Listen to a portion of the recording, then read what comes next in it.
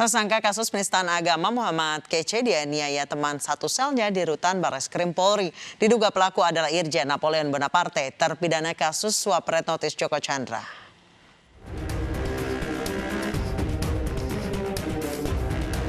Muhammad Kasman alias Muhammad Kece, YouTuber tersangka penistaan agama dianiaya di dalam rutan Bareskrim Polri, Jakarta Selatan. Kece diduga dianiaya teman satu selnya, Irjen Napoleon Bonaparte. Penganiayaan terjadi pada 26 Agustus lalu. Kasus ini pun telah naik ke tahap penyidikan. Penyidik tengah mengumpulkan alat bukti yang cukup untuk penetapan tersangka. Sudah ditindaklanjuti laporan polisi ini, telah memeriksa 3 saksi, kemudian juga mengumpulkan alat-alat bukti yang relevan. Dan pada saat ini kasusnya sudah pada tahap penyidikan,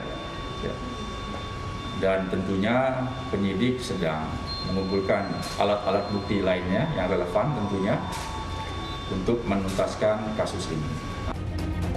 Muhammad Kece merupakan tersangka kasus penistaan agama yang ditangkap 24 Agustus lalu. Ia mengunggah video di saluran YouTube yang berisi pernyataan kontroversial yang dinilai menistakan agama Islam. Kasus Kece kini masih pada tahap penyidikan dan berkasnya akan segera dilimpahkan ke kejaksaan. Sementara Napoleon adalah terpidana kasus red notice Joko Chandra.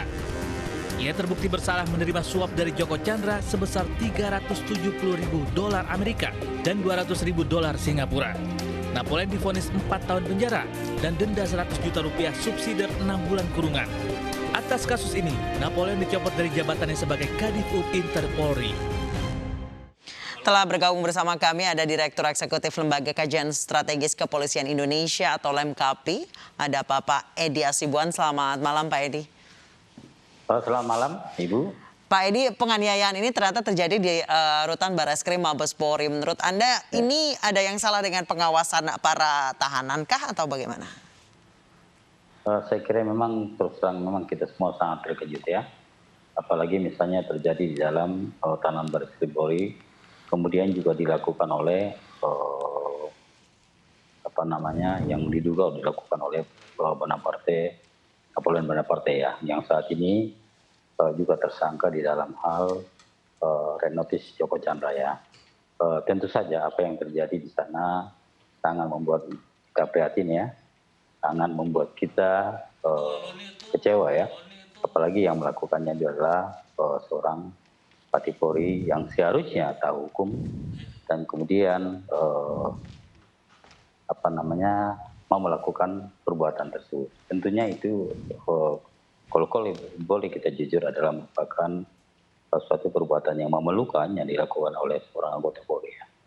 Baik, sebenarnya Pak Edi seperti apa sih pengawasan di rutan Bareskrim Polri sendiri? Apakah memang sebanyak di lapas atau lebih kecil lagi cakupannya?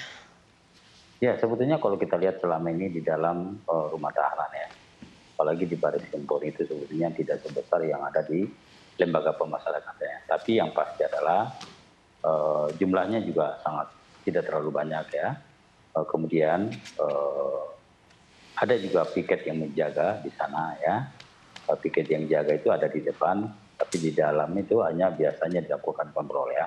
Kontrol biasanya piket ini dalam mungkin 1 jam dia bisa melakukan kontrol ke tahanan-tahanan ya untuk melihat pengecekan dalam tahanan ya.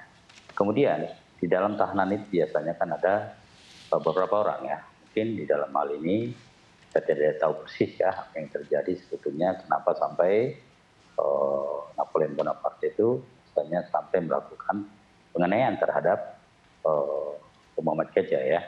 Kalau menurut kami, pandangan kami adalah mungkin ini merupakan bagian motifnya mungkin karena pribadi ya. Kita tidak tahu persis ya karena memang saat ini yang pasti kasusnya masih dalam hal penyelidikan. Ya, artinya kalau memang ini dalam kasus penyelidikan berarti tidak akan terlalu lama lagi mungkin akan ada tersangka di dalam. Baik, Pak Edi, kalau untuk di lapas satu sel itu bisa dihuni oleh banyak sekali tahanan. Kalau di Mabes Polri atau di Bareskrim itu kondisinya seperti apa, Pak? Biasanya mungkin ya kalau di dalam tahanan baris krim Polri itu, saya kira paling banyak mungkin ya paling banyak 3-4 orang ya, saya kira demikian ya. Karena memang kalau melihat dari tahanan baris krim itu tidak terlalu banyak ya. Lain halnya dengan di Polda Metro Jaya ya, kemudian di Polres-Polres ya, biasanya didominasi oleh tahanan-tahanan narkoba ya. Namun demikian kalau di baris krim Polri itu tahanannya juga cukup banyak ya. Dan kalau lihat daripada kronologis yang terjadi, kalau kita lihat kemungkinan besar Muhammad Kece satu tahanan satu sel dengan Napoleon Bonaparte ya. Namun demikian ini masih dugaan saya ya, tapi ini terjadi penganiayaan terjadi karena mungkin masalah pribadi ya antara yang bersangkutan. Saya tidak tahu persis, tapi apapun juga alasannya, tentunya memang ini tidak bisa dibiarkan ya. Karena Muhammad Kece juga sudah membuat laporan ya, Baris Krim Polri tentunya minta akan menjadi perhatian daripada pimpinan Polri untuk mengambil langkah-langkah hukum ya sesuai dengan laporan yang disampaikan oleh Muhammad Kece. Baik, Pak Edi, Anda mengkritisi penjagaan di rutan di Bareskrim Mabes Polri dengan adanya kejadian ini seperti apa, Pak Edi? Ya, saya kira memang ini akan menjadi bahan pembelajaran ya buat para petugas tahanan ya. Artinya memang jika melihat ada indikasi, ada konflik di dalam, seharusnya memang diselesaikan ya. Namun demikian memang ya kalau terjadi dalam sel, tentunya memang itu agak sulit dipantau ya. Tetapi apapun juga alasannya memang namanya penganiayaan termasuk di dalam tahanan ya sel Bareskrim itu, saya kira tidak boleh terjadi ya. Dan apalagi misalnya itu dilakukan oleh seorang Bupati Polri yang memiliki yang tahu hukum, kemudian juga apa yang dilakukannya tentunya memang itu sangat disayangkan ya. Baik Pak Edi, berdasar sepengetahuan Anda, seperti apa sih Pak pengamanan di rutan Bareskrim atau di tahanan Bareskrim? Apakah satu orang polisi ataupun sipir ini memegang banyak tahanan seperti yang terjadi di lapas atau lebih private? Ya, kalau kita lihat tadi saya sampaikan bahwasanya memang jumlah tahanan di Bareskrim Polri saya kira tidak terlalu besar ya. Tapi saya juga tidak tahu persis saat ini berapa jumlah tahanan di sana ya. Dan tidak seperti kita bayangkan ada di lembaga pemasyarakatan yang ramai sekali ya, bahkan ribuan ya. Saya kira tidak demikian ya. Saya bisa mungkin memberikan gambaran bahwasanya dalam tahanan di Bareskrim Polri itu mungkin 1, 2, atau 3 orang di dalam satu tahanan, dan tahanannya cukup besar juga saya kira ya. Saya kira memang kalau mereka di dalam itu dengan jumlah sedikit tahanan itu mereka pasti agak nyaman ya, karena tidak sama dengan yang di tahanan di polsek-polsek, di polres-polres ya. Saya pernah lihat di polsek itu bisa sampai dalam satu kamar bisa sampai 10 orang ya. Saya kira kalau di Bareskrim tidak demikian ya. Itu sangat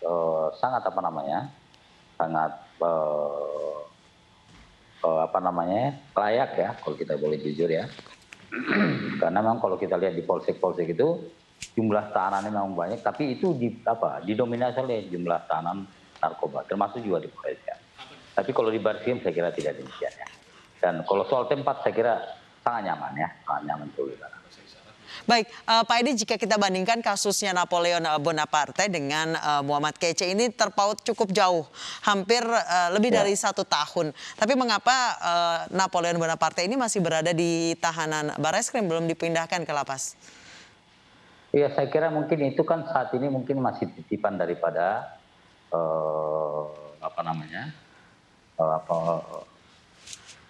pengadilan ya, bisa juga terjadi seperti itu ya.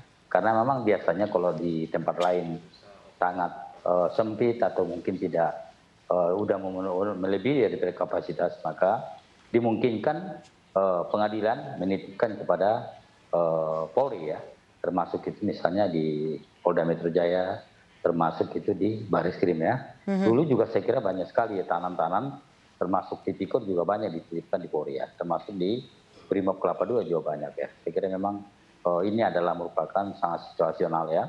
Ketika misalnya ada di tempat lain tahanan penuh ya, kemudian tentunya memang yang dilakukan oleh pengadilan Baik. atau mungkin apa ya lembaga pemasyarakatan bisa menitip kepada Polri dalam hal ini. Baik, Pak Edi, bagaimanapun Napoleon Bonaparte adalah seorang irjen kepolisian yang Ya. pangkatnya ini bisa dibilang sangat tinggi. Kasus ini kemudian menjadikan ramai di masyarakat bahwa memang ada penghususan, kemudian bagaimana seorang pejabat, seorang irjen yang mengerti benar hukum melakukan penganiayaan gitu.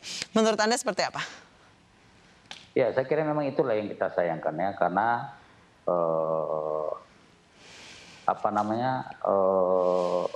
sangat tidak bisa kita terima ya apabila misalnya ada penganiayaan yang dilakukan oleh seorang Patih Polri ya, yang saat ini juga masih sebagai penghuni tahanan ya, kemudian terjadi dalam sel, tentunya memang ini tidak bisa dibiarkan. Maka saya lihat Bapak Kapolri sendiri kalau kita lihat langsung mengambil tindakan, langsung mengambil memerintahkan untuk melakukan proses hukum ya.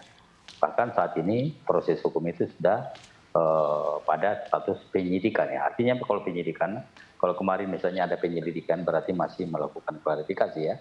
Tapi saat ini sudah menaik kepada penyidikan, artinya memang dalam waktu dekat, saya kira tidak terlalu lama, mungkin paling lama Senin itu sudah diumumkan akan ada tersangka di dalam kasus ini. Artinya kalau sudah ada tersangka sudah pasti kasusnya akan diproses secara hukum, dan saya kira hal-hal seperti ini tidak akan dibiarkan oleh Korea. Baik, jadi ini akan diproses, ya. kemungkinan Irjen Napoleon Bonaparte ini masa hukumannya akan bertambah ya Bang ya? Ya, nanti akan melihat di pengadilan ya, karena nanti akan disidangkan juga. Bisa bertambah ya, kalau memang ada bukti-bukti yang kuat, kemudian ada didukung dengan saksi-saksi yang kuat, kemungkinan bisa bertambah. Karena bagaimanapun juga ada lagi tambahan penganiayaan ya.